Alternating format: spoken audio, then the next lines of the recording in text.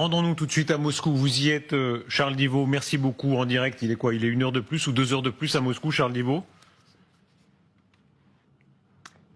2 heures de plus. De veiller avec nous.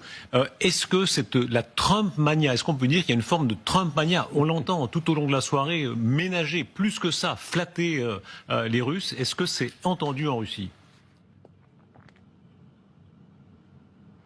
Oui, il y a une popularité telle que des parents, un couple originaire de Sibérie a décidé, tenez-vous bien, d'appeler son enfant Trump. Alors cela peut faire sourire, ça en dit long tout de même sur le fait que les Russes, ils sont séduits par le discours du président américain. Pourquoi?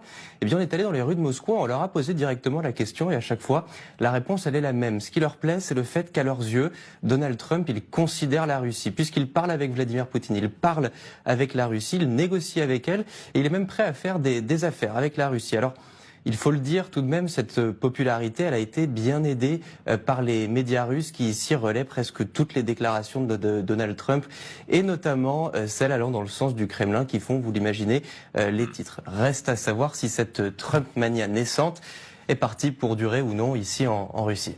Est-ce qu'il y a une sorte de fierté, Charles Diveau? Évidemment, l'Union soviétique est tombée depuis longtemps maintenant, mais cette idée que c'était l'adversaire historique et que les Américains les traitent bien, je veux dire, est-ce que vous ressentez chez les Russes, dans les médias russes, une forme de fierté de ça?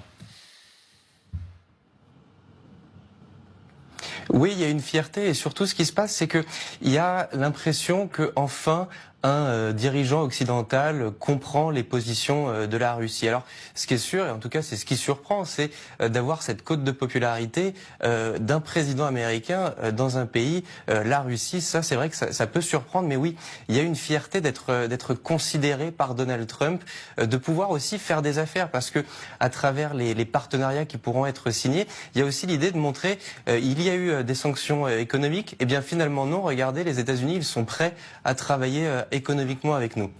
Merci beaucoup Charles Diveau. Ce qui est très intéressant, jusque dans l'anecdote, le petit Trump, je ne sais pas comment ça vieillira comme prénom, parce qu'il faut le porter toute sa vie le prénom. Hein. Ça c'est dans 40 ans ou 50 ans, je m'appelle Trump Mikhailov, voilà ce que ça donne. Mais enfin, pour l'instant, cette fierté russe, expliquez, parce que vous avez été là-bas. Il y a une aspiration à être reconnu comme une grande puissance. C'est pas uniquement Vladimir Poutine. C'est pour ça d'ailleurs qu'il est soutenu par une grande partie de la population et surtout, en fait, les gens de sa génération qui sont frustrés par la manière dont il est considéré. Est-ce qu'on est en train de retrouver... Aujourd'hui, sont mécontents de la guerre, ils aimeraient bien revenir à la paix.